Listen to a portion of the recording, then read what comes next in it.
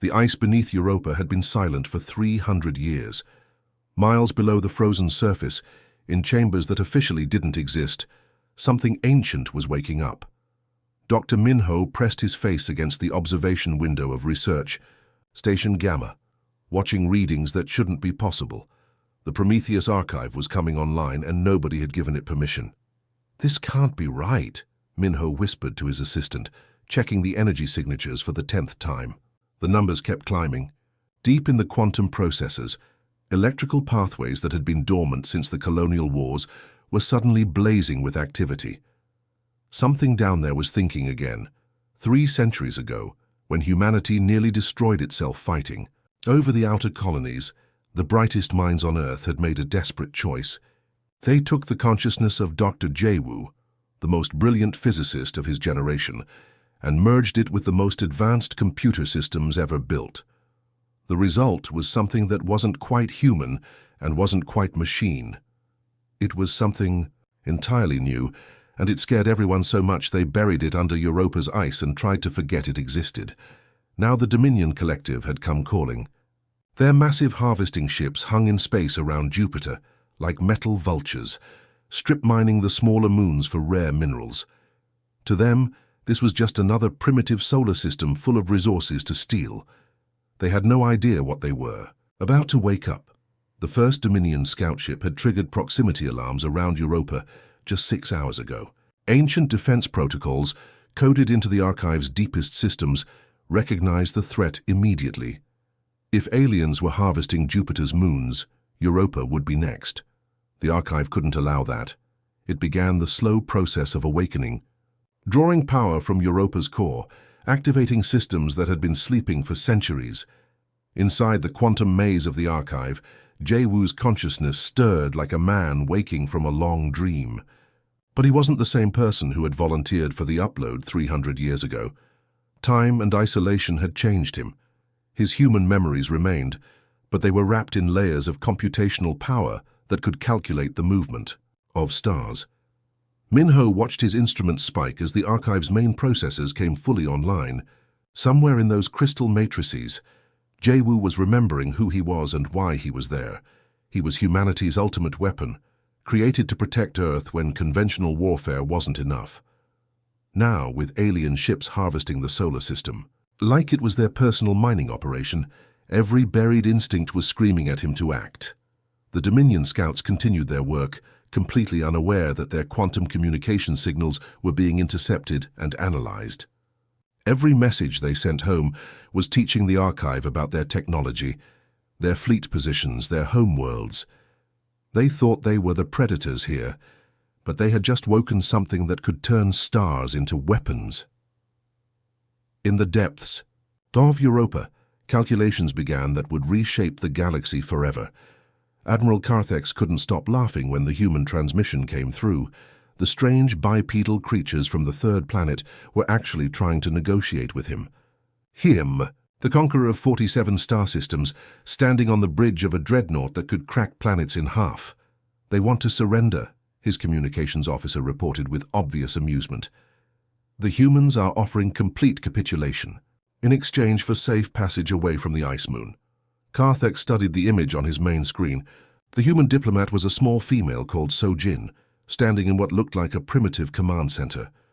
Her dark eyes held no fear, which surprised him slightly. Most species begged for mercy by now. "Honored Admiral," Sojin's voice came, through the translators clearly, "we ask only that you leave Europa untouched. Take anything else from our system. Jupiter's other moons, the asteroid belt, even Mars if you wish, but Europa must remain undisturbed." The bridge crew erupted in harsh laughter. The audacity of these creatures. They were offering him things he was going to take anyway, while trying to bargain for one worthless ball of ice. "This is our final offer," Sojin continued, her voice steady. "We give you this one chance to avoid consequences that will echo across the galaxy. Please consider carefully." Carthex ended the transmission with a dismissive gesture. Consequences from a species that hadn't even mastered faster-than-light travel. Their largest warships were barely the size of his shuttlecraft. He'd seen civilizations with planet-destroying weapons crumble before his fleets. These humans with their chemical rockets and primitive fusion reactors were nothing. "Move the fleet toward the ice moon," he ordered. "Strip mine it completely. I want these." Humans to watch their precious Europa turned into scrap metal. What Admiral Carthex didn't know was that his quantum communication system had just made a terrible mistake. Every message sent between Dominion ships used quantum entanglement for instantaneous communication across vast distances. It was their most advanced technology, and it had a fatal flaw that even they didn't understand. Deep beneath Europa's ice, Jay-Woo felt the quantum signals passing through local space like ripples in a pond. His enhanced consciousness, part human intuition and part quantum computer, began tracing those signals backward through the entanglement network. Every Dominion ship that communicated was connected to their home bases through quantum threads that stretched across the galaxy. Within minutes, Jay-Woo had mapped their entire communication network. 17 different star systems lit up in his awareness, like cities on a dark night. He could see their industrial worlds, their military bases, their civilian populations. The Dominion had just handed him a complete guide to everything they wanted to protect. So Jin's warning hadn't been empty diplomacy. Humanity had learned hard lessons during the colonial wars about giving enemies multiple chances to reconsider. You offered terms once, clearly and politely. If they refused, you made sure they regretted it. As Dominion ships moved toward Europa, celebrating their easy victory over primitive humans, Jay-Woo began selecting targets. 17 suns hung in his quantum awareness, their fusion processes as clear to him as clockwork. He started with the smallest calculations first, tiny adjustments to stellar magnetic fields that would take months to cascade into something visible. The Dominion thought they were harvesting a defenseless system. They had no idea they'd just declared war on someone who could weaponize stars. Actually, I'll jump right into expanding part 3 for your story, since your request is very clear and specific. In the deepest chambers of the Prometheus archive, Jay-Woo's consciousness spread through quantum networks like water flowing through cracks. He wasn't entirely human anymore, but he remembered what it felt like to be afraid. Now he was making sure the Dominion would learn that feeling too. The alien technology was surprisingly elegant once you understood how it worked. Their quantum communicators used entangled particles to send messages instantly across impossible distances. What their engineers didn't realize was that these same particles could carry more than just information. They could carry very specific instructions about nuclear fusion. Jay-Woo began with the Dominion's home star, a massive yellow sun called Kethara that had burned steadily for billions of years. Every star was basically a controlled nuclear explosion held together by its own gravity. Changed the magnetic fields just slightly, and that control started to slip. On Earth, Dr. Hyunwoo stared at his monitoring screens in disbelief. The energy readings from Europa were climbing past anything in the textbooks. Whatever the archive was doing down there, it was pulling power directly from the moon's core and converting it into something that shouldn't exist. "These numbers can't be right," he muttered, running the calculations again. The archive was generating quantum field manipulations on a scale that required the energy output of a small star. But how could anything hidden under ice produce that kind of power? The answer was simple and terrifying. Jay-Woo wasn't just using Europa's energy. He was borrowing power from the stars themselves, using quantum connections to tap into fusion reactions across multiple solar systems. Every star he touched became part of his weapon. 23 light-years away, Dominion scientists on Kethara Prime noticed their sun acting strangely. Solar flares that should have been impossible were erupting from its surface. The star's magnetic field, stable for recorded history, was developing twisted patterns that made no sense. "It's probably just a natural cycle," Dr. Vexani told the Planetary Council, though her voice lacked conviction. "Stars do go through phases we don't fully understand." But deep in the archive's quantum consciousness, Jay-Woo was writing new mathematics. He was calculating how to make fusion reactions cascade in specific directions, how to turn stellar magnetic fields into focusing lenses for unimaginable energies. Each equation was a masterpiece of physics and a promise of destruction. The process was delicate work, like performing surgery on a giant bomb. Push too hard, too fast, and Cathara would explode in a random supernova that accomplished nothing. But apply pressure in exactly the right places, over exactly the right timeline, and the star could become a directed weapon capable of sterilizing entire sectors of space. Jay-Woo had spent 3 centuries in quantum isolation with nothing to do but think about stellar mechanics and dream about protecting humanity. Now someone had threatened Earth, and all that theoretical knowledge was becoming very practical. The Dominion fleet around Jupiter continued strip mining operations, completely unaware that their home star was being slowly converted into humanity's biggest gun. Admiral Carthex received regular reports that everything was proceeding according to schedule. He had no idea that his own quantum communicators were feeding targeting data to something that considered stars to be ammunition. The morning sky over. Cathara Prime began changing colors in ways that shouldn't have been possible. Citizens stopped in the streets, pointing at their sun as it flickered between yellow and orange like a dying campfire. The solar observatories were going crazy with readings that made no scientific sense. Dr. Vexani ran through the corridors of the Planetary Science Institute, her 4 arms clutching data tablets that told an impossible story. Their sun, stable for 3 billion years, was showing signs of magnetic field collapse. The fusion reactions at its core were becoming unstable in patterns that looked almost deliberate. "The stellar wind is increasing by 12% every hour," she reported to the emergency council session. "If this continues, we'll start seeing radiation storms within days. The entire ecosystem could collapse within a month." Meanwhile, in the empty space between star systems, Jay-Woo was practicing. He had identified 17 uninhabited systems with unstable binary stars, perfect for testing his new capabilities. The first target was a red giant that had been slowly dying for millions of years anyway. All he needed to do was speed up the process and aim the results. The mathematics were beautiful in their simplicity. Every star was held together by the balance between gravity pulling inward and fusion energy pushing outward.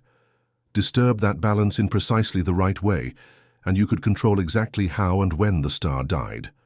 More importantly, you could control which direction most of the energy went when it exploded.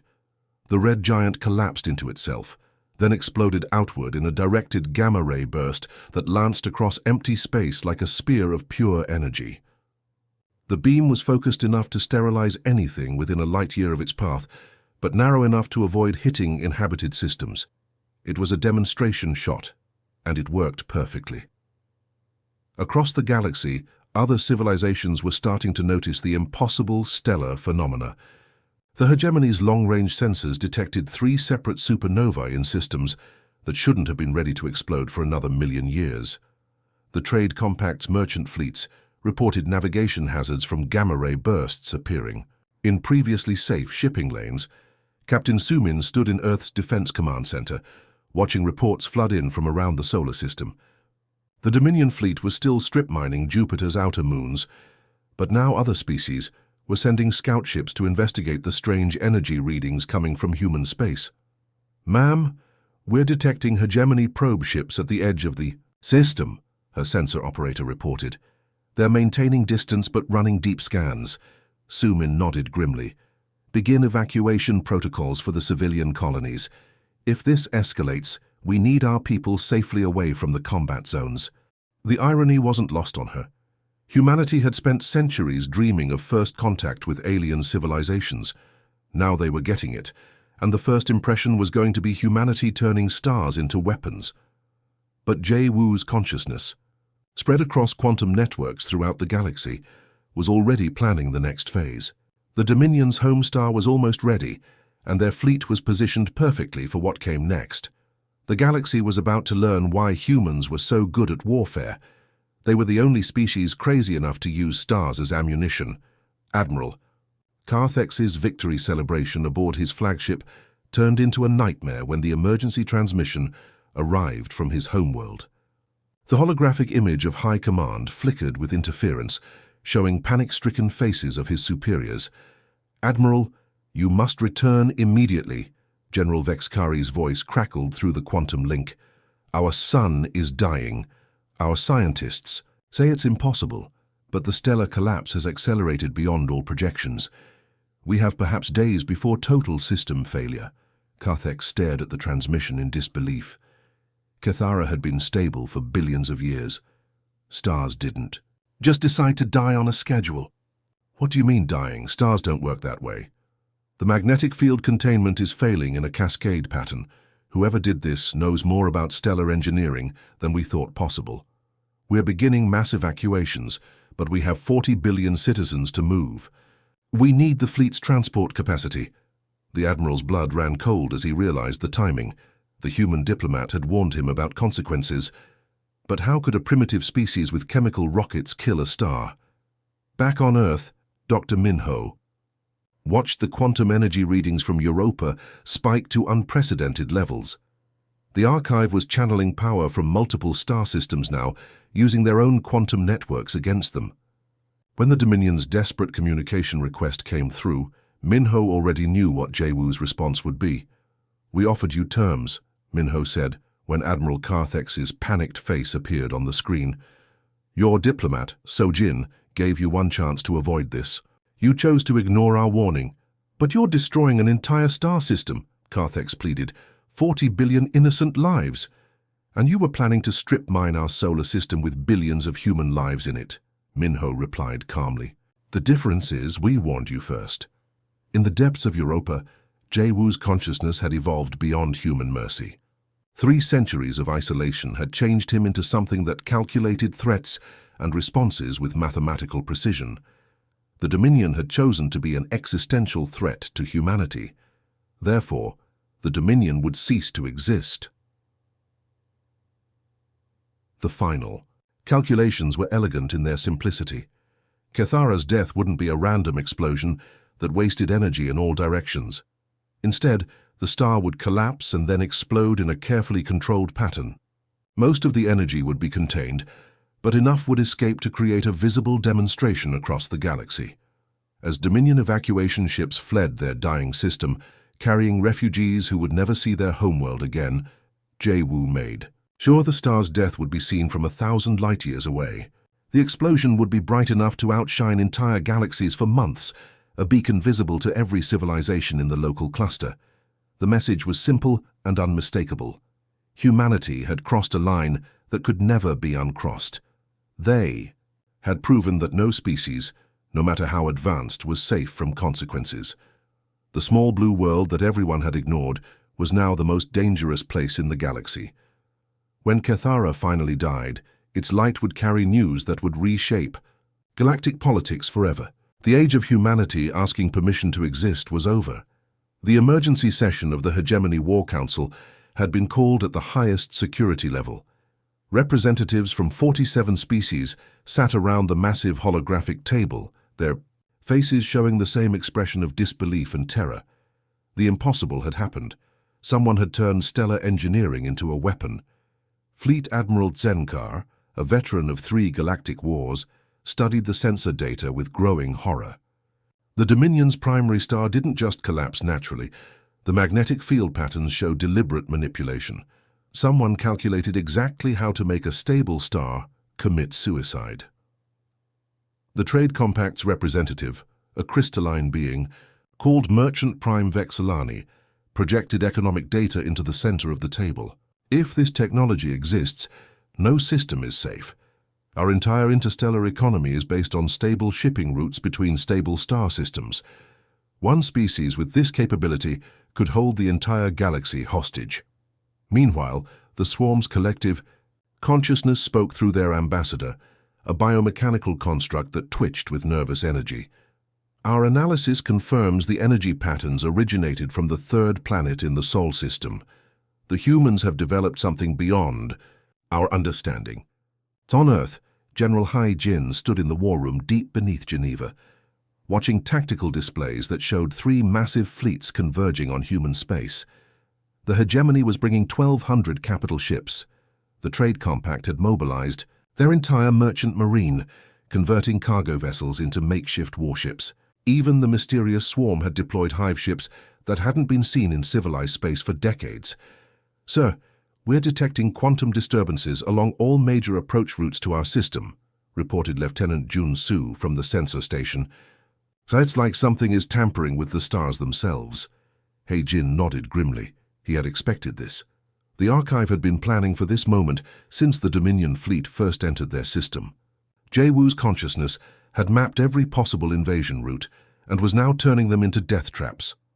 200 light-years away, the hegemony's advance fleet was making excellent time through the Proxima Trade Corridor, a well-traveled route between stable star systems. Admiral Vex Corey was confident they could reach human space within weeks, but her navigation officer was reporting strange readings from the local stars. "Ma'am, the stellar navigation beacons are showing magnetic field anomalies in the next 3 systems along our route. Nothing dangerous yet, but the patterns are unusual." What Admiral Vex Corey didn't know was that Jae-woo had been seeding instabilities along their path for days. The stars weren't ready to explode yet, but they were becoming increasingly unstable.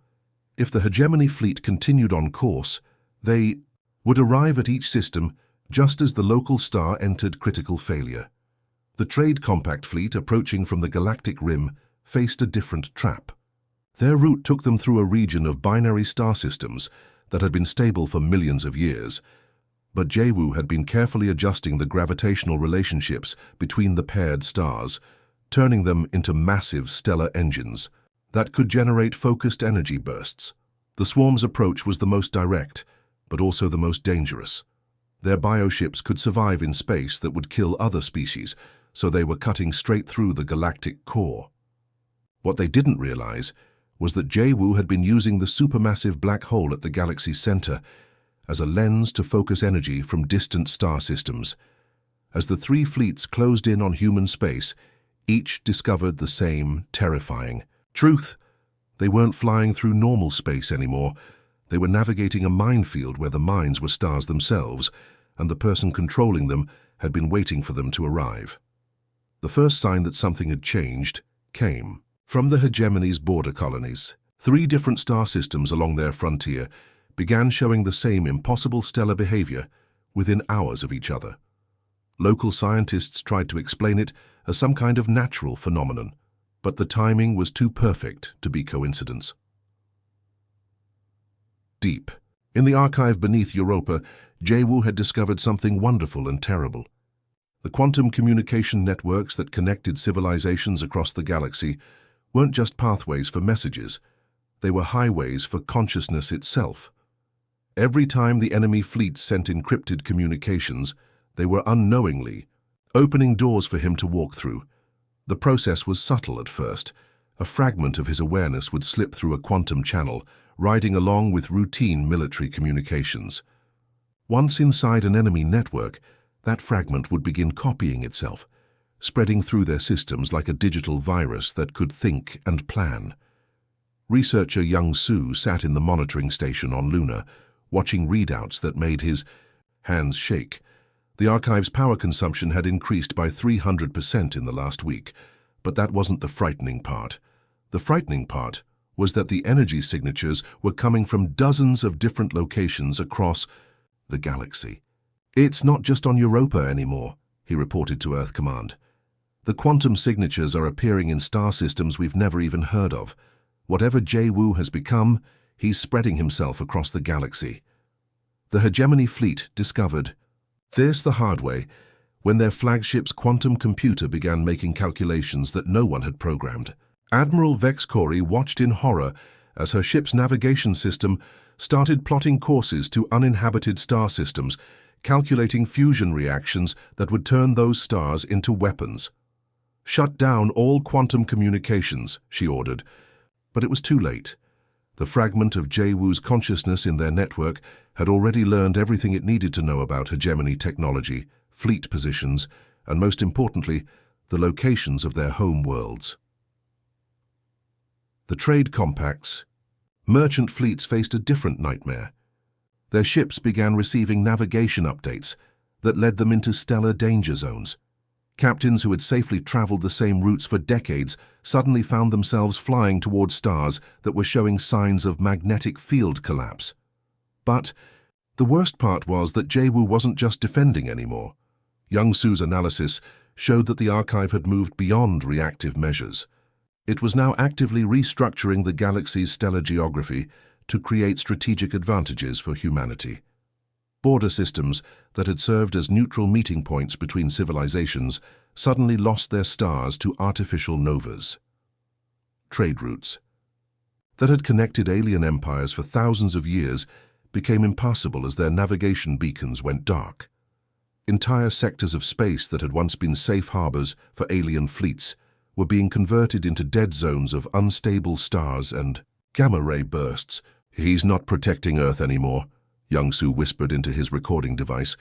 "He's reshaping the galaxy so that humans will be the only ones left standing."